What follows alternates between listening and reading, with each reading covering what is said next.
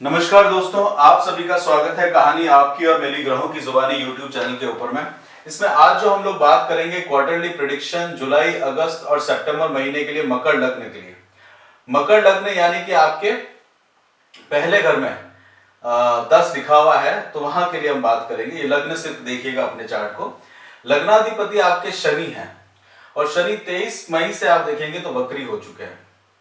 शनि का 23 मई से वक्री होना शुरुआत के समय में देखा जाए तो कुछ समय 23 मई से 3-4 दिन आप देखेंगे तो वो स्थिर वहां से दिखेंगे, तो उनकी वेलोसिटी एकदम जीरो दिखेगी। तो वेलोसिटी के साथ साथ में आप देखेंगे वेलोसिटी दो चीजों को रिप्रेजेंट करती है। तो वेलोसिटी जो है स्पीड को भी रिप्रेजेंट करती है और डायरेक्शन को भी रिप्रेजेंट करती है।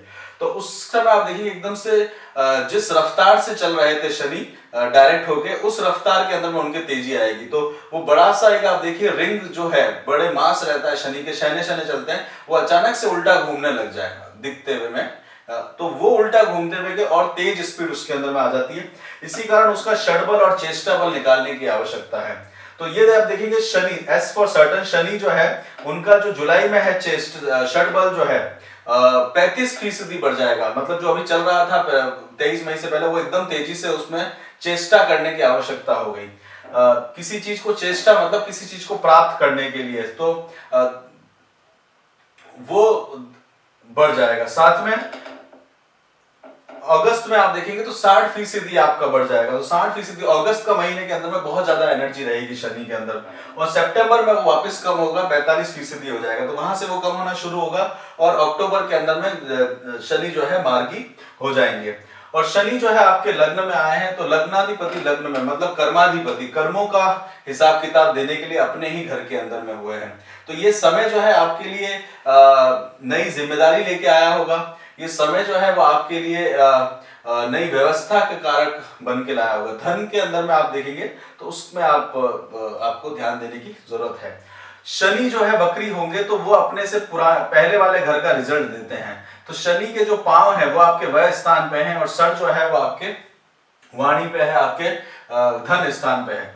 तो शनि ने जो है अब वो 12वें स्थान का आपको फल देना शुरू कर देंगे। मतलब आप बेडरूम के अंदर में समय ज्यादा बिताएंगे, आपका जो समय जो है वो एकांत में रहेगा, समय जो है वो ईश्वर के हृदय के अंदर में ध्यान देंगे, और धन के अंदर में आपको उसका व्यय होते हुए आप देखेंगे। मतलब व्यय स्थान है, तो पैसे की कमी जो है वो लेके आना वो शुरू कर देंगे।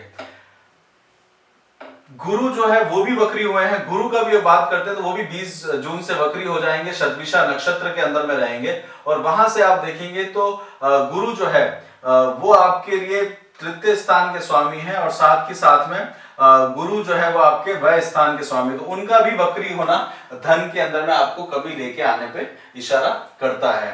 तो गुरु जो है वो शुक्र के जैसा व्यवहार करते हैं जब वक्री होते हैं, और मंगल के जैसा व्यवहार करते हैं शनि।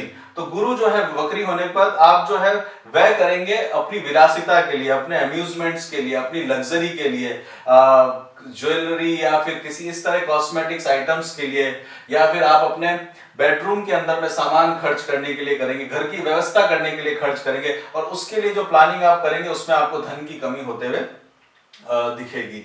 और वो आपके संतान भी करेगी, आपका आप भी नहीं, आपकी संतान भी करेगी, क्योंकि गुरु जो है वो आपके संतान के कारक भी है, पंचम स्थान कारक है। तो वहां पे आपको खर्चा होते हुए दिखेगा, बच्चों के लिए इस आइटम, बच्चों के लिए सामान खरीदते हुए आप इस समय दिखेंगे।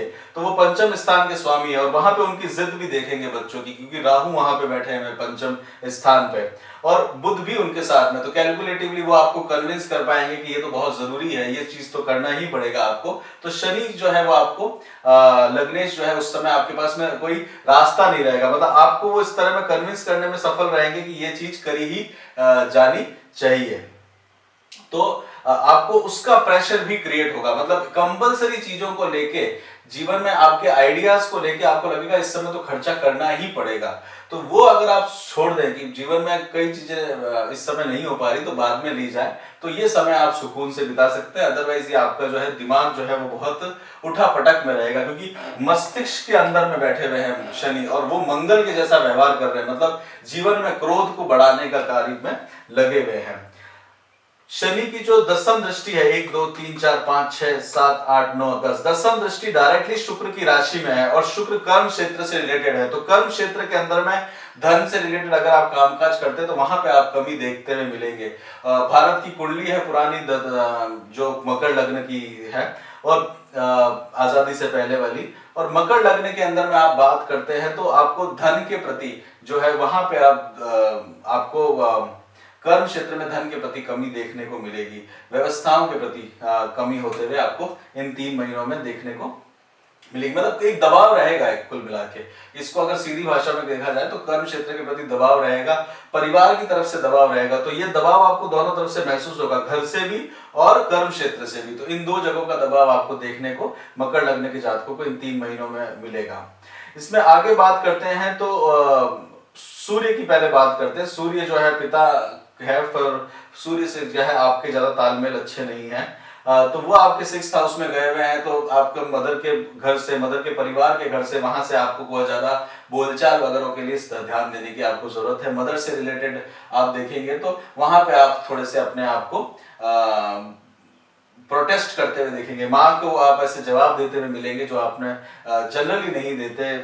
उस हिसाब से माता पिता से आपका जो व्यवहार है थोड़ा सा बिगड़ेगा। वो करीब 16 जुलाई तक है। 17 जुलाई से आप देखेंगे तो कर्क राशि में आएंगे और यहाँ पे आपका देखेंगे तो पार्टनरशिप में, यानी कि स्पाउस को रिलेटेड भी आप देखेंगे तो पार्टनर्स के लिए आप अपना व्यवहार वो करेंगे, अपने पार्टनर के लिए आप खर्चा करते हुए दिखाएंगे। तो ये पार्टनर के लिए आपका जो है शुक्र सप्तम स्थान में रहेगा और साथ ही साथ में मंगल वहां पे है, तो पार्टनर की तरफ सुनेंगे भी और खर्चा भी करेंगे, वैसी स्थिति आपके लिए आएगी। तो करो या मरो वैसी स्थिति आपके लिए इस समय क्रिएट हुई भी होगी। और मन के हृदय के स्थान में, क्योंकि 4th हाउस जो होता है काल पुरुष का हृदय से होता है, तो ये आपका हृदय से संबंध होने वाली बात के साथ में रहेगा, तो वहां आपको ध्यान देने की जरूरत पड़ेगी। तो इस तरह से आपको सूर्य और मंगल का और शुक्र का इफेक्ट जुलाई के महीने में देखने को मिलेगा। मंगल जो है वो आपके 21 जुलाई तक रहेंगे। उसके बाद में आपके मतलब पंचम राशि यानी सिंह राशि में आएंगे, अष्टम स्थान में आएंगे। गाड़ी वगैरह ट्रेवल करते हुए ध्यान दीजिएगा। ये समय जो रहेगा अम्यूजमेंट का रहेगा, आप घूमने के लिए समय बता सकते हैं। और हो सकता है कि आप अगर ब्लड से रिलेटेड कुछ परेशानी है तो उसमें ध्यान, बुखार आ सकता है, ये आप जरूर ध्यान दीजिएगा। बुखार जो है सिंह राशि में मंगल रहता है और कहीं आप बहुत ज्यादा पैसों का है तो 3 बार जीवन में ऊपर नीचे चढ़ाव लेके आता है अष्टम स्थान का मंगल जो है। और मंगल जो है 1 2 3 4 केतु के ऊपर में देख रहे हैं तो केतु जो है वो लाभ के अंदर में कमी लेके आता है। साथ में अष्टम दृष्टि आप देखिए 5 6 7 8 छोटे भाई बहनों से रिलेटेड आपको रहेगा, पराक्रम के अंदर में रहेगा, पड़ोस के अंदर में रहेगा, आपसे जो अंडर में काम करने वाले उनके अंदर में आपको देखना पड़ेगा। शनि लग्न के जो अंडर में काम करते हैं उनको बहुत आनंद रहता है, क्योंकि उनके जो है वो मीन राशि वहां पे आती है, तो उसके अंदर में उनको बड़ा आनंद सा वो व्यवहार में रहते हैं, वो खुश रहते हैं बेसिकली। क्योंकि शनि जो है वो डिप्लोमेसी में विश्वास करता है, सबके व्यवहार में विश्वास करता है और वो तीसरे स्थान पे जो रहते हैं, मीन राशि वहां पे रहती है, तो वो आनंद उठाते हैं जीवन का। तो काम करते हैं कि नहीं करते वो दूसरी बात है, बट हाँ आनंद जरूर उठाते हैं, ये देखिएगा। उसके बाद में मंगल जो है वो आपके 22 जुलाई से लेके 5 अगस्त तक रहेंगे सिंह राशि के अंदर में, और मंगल उसके बाद में कन्या राशि के अंदर में जाएंगे 6 अगस्त से 21 अक्टूबर तक, यहाँ पे रहेंगे मंगल। मंगल जो है आपके लिए माता के कारक हैं, पिता के घर में वो जाएंगे तो वहाँ माता पिता की सेहत के लिए ध्यान दें। एजुकेशन के अंदर में अच्छा डेवलपमेंट मिलेगा आपको, एजुकेशन में बहुत तेजी से आप आगे उस समय बढ़ते जाएंगे, खर्चा भी होगा परंतु एजुकेशन में आपका फोकस होते हुए आपको सितंबर में लेके आएगा। तो आपको जो 2 महीने डिस्ट्रैक्ट किया वो तीसरे महीने में उसके अंदर में आप बढ़ते हुए अपने आप को देखेंगे। सूर्य जो है वो भी कन्या राशि में 18 सितंबर से 18 अक्टूबर के बीच में रहेंगे।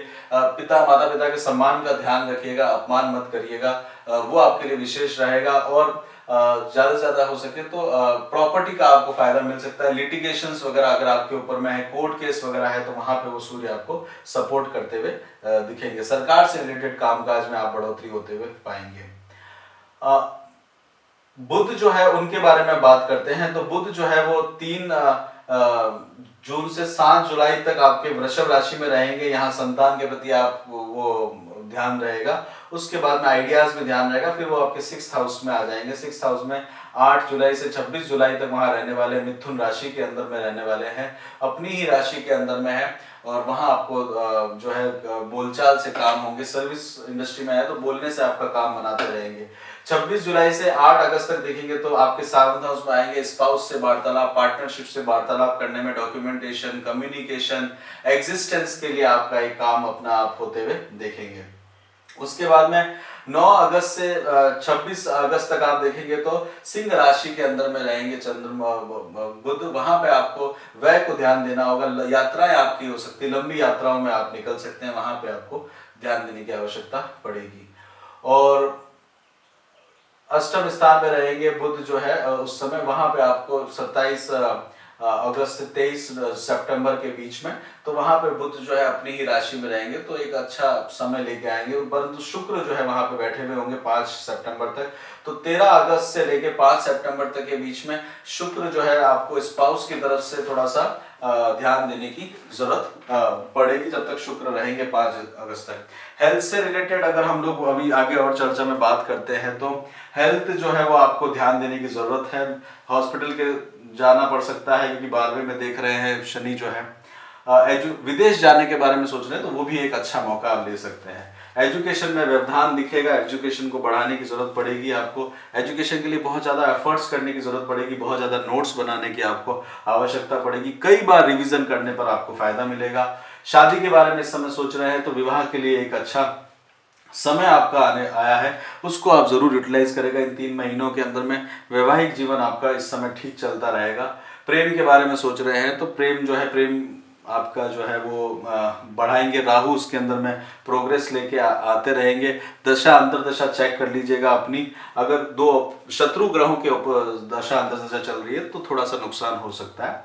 बिजनेस के अंदर में बहुत ज्यादा फायदा नहीं होगा, तो ज्यादा एग्रेसिव होके नहीं प्लानिंग करिएगा, शांत होके प्लान करिएगा। और जॉब के अंदर में अगर आप प्लान करना चाहते हैं तो जॉब के अंदर में आपका ओवरऑल एवरेज रहेगा, उसका दबाव आपको देखने को मिलेगा। इसी के साथ ही मकर लग्न के लिए यहीं पे रोकते हैं क्वार्टरली प्रेडिक्शन जुलाई अगस्त सितंबर का। चैनल को सब्सक्राइब करिएगा ताकि वीकली भी आप बात कर सके, नक्षत्रों बेसिस भी आप बात कर सके।